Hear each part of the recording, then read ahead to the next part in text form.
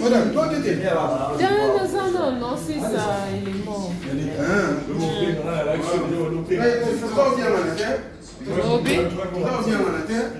Vraiment.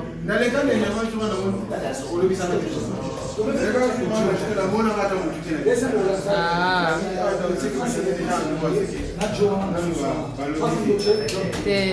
Ouais, il faut oser là. Aujourd'hui, faire des vidéos est simple pour tout le monde, mais choisir le bon logiciel pour son ordinateur reste difficile.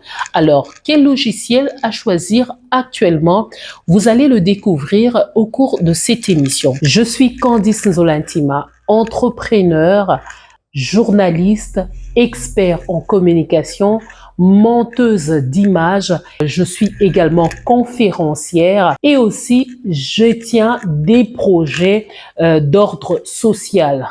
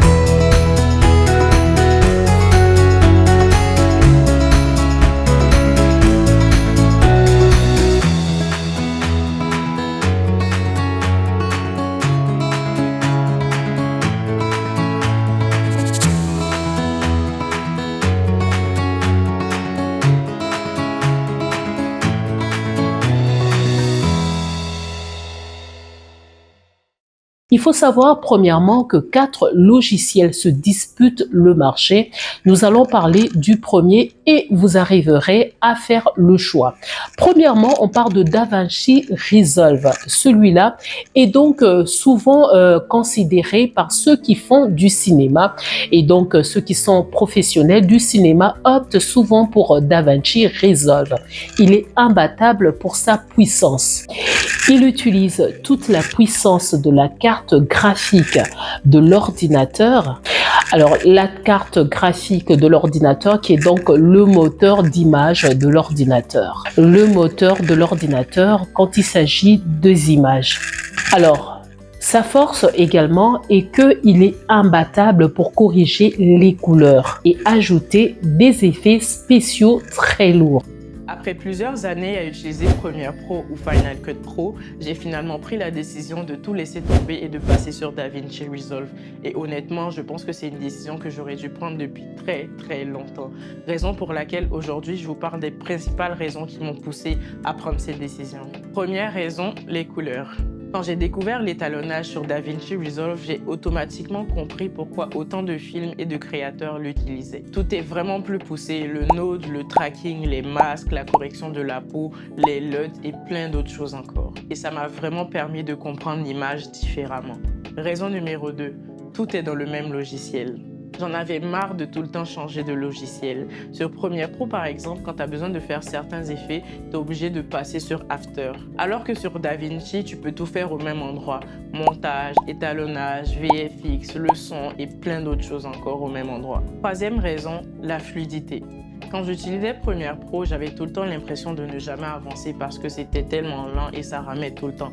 Mais depuis que je suis sur DaVinci, honnêtement, je sens la différence. Mon workflow est plus fluide et je suis capable d'avancer un peu plus rapidement. Mais ça ne veut pas dire que Premiere Pro ou Final Cut Pro c'est mauvais. Ce sont d'excellents logiciels. Mais personnellement, DaVinci Resolve c'est mon coup de cœur. Ça m'a donné envie d'apprendre plus, de comprendre l'image et de pousser mon processus de création. Alors, on passe à Final Cut Pro qui est le champion du Mac. C'est le logiciel créé par Apple pour uniquement les Mac. Pour les utilisateurs de l'écosystème Apple, Final Cut Pro offre une symbiose matérielle inégalée. Sa force brute, l'optimisation sur l'architecture Apple Silicon puce M3 et M4. La lecture de flux vidéo s'effectue sans aucun rendu préalable et la vitesse d'exportation brise tous les records. Et on va retenir le point clé, la magnétique timeline. Bien que déroutante pour les moteurs traditionnels, elle permet une vitesse d'exécution et un montage instinctif parfait pour le travail nomade.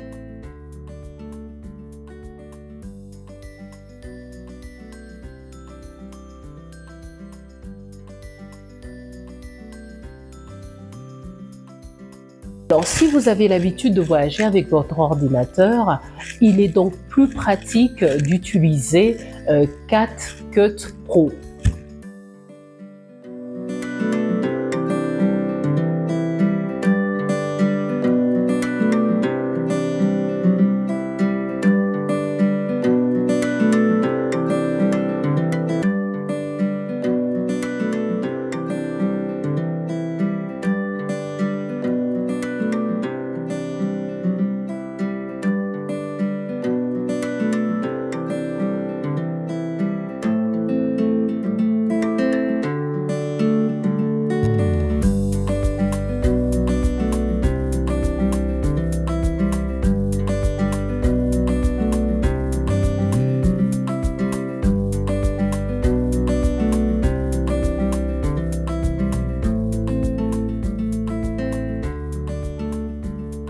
CapCut Desktop. CapCut Desktop, le plus rapide pour les réseaux sociaux.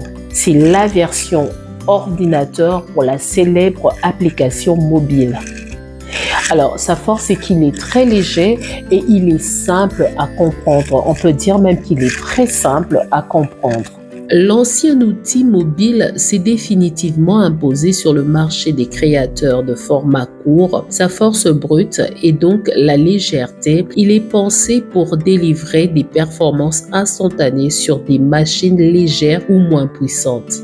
Le point clé, une interface épurée et des fonctionnalités automatisées calibrées spécifiquement pour les réseaux sociaux tels que TikTok, les réels et les shorts. Alors, on peut en faire des vidéos, l'utiliser pour des vidéos TikTok, l'utiliser pour des shorts pour YouTube. Même, on peut les utiliser également pour, dans les vieux ordinateurs, par exemple, on peut utiliser ce logiciel. On peut l'utiliser également pour des vidéos d'Instagram, LinkedIn et tous les réseaux sociaux.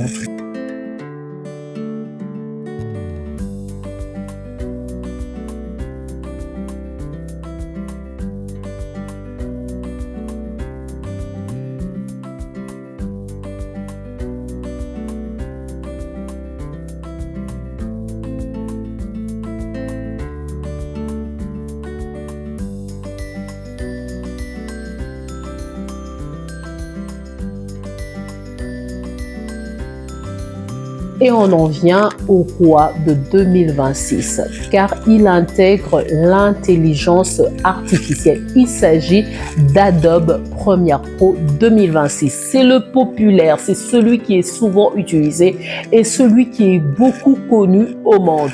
Si la concurrence est féroce, Adobe maintient sa couronne de leader généraliste en 2026 grâce à une intégration massive et transparente de l'intelligence artificielle générative et à une refonte de ses performances matérielles. Adobe a passé un cap cette année, supprimer un élément indésirable dans le décor ou étendre la fin d'un clip de quelques secondes de manière totalement invisible se fait désormais de manière native et instantanée. On parle du montage basé sur le texte. Le workflow a été révolutionné. On ne monte plus seulement à l'œil ou à l'oreille en modifiant directement la transcription textuelle générée par l'IA. Premiere Pro coupe automatiquement les silences, les hésitations et les tics de langage. Parlant de la vitesse et de l'encodage matériel a été doublé. Les temps d'exportation pour les codecs standards comme le H264 et le HEVC ont été divisé par 2 par rapport aux années précédentes. Le Dynamic Link. L'écosystème Adobe reste imbattable. Modifier un plan VFX dans After Effects met à jour la timeline Premiere Pro instantanément sans rendu intermédiaire. Et donc en 2026, il est devenu plus intelligent car on a intégré les outils de l'intelligence artificielle.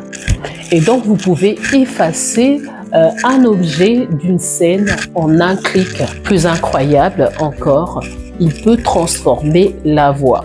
Il peut donc transformer votre voix. Il peut transformer votre voix en texte, donc le logiciel peut transformer votre voix en texte et donc vous pouvez couper les blancs ainsi que les hésitations telles que le vous pouvez donc les supprimer lors du montage facilement, juste en effaçant les mots écrits comme dans un traitement de texte. Alors la question qui va se poser, quel logiciel acheter plutôt? Quel ordinateur a acheté pour quel logiciel?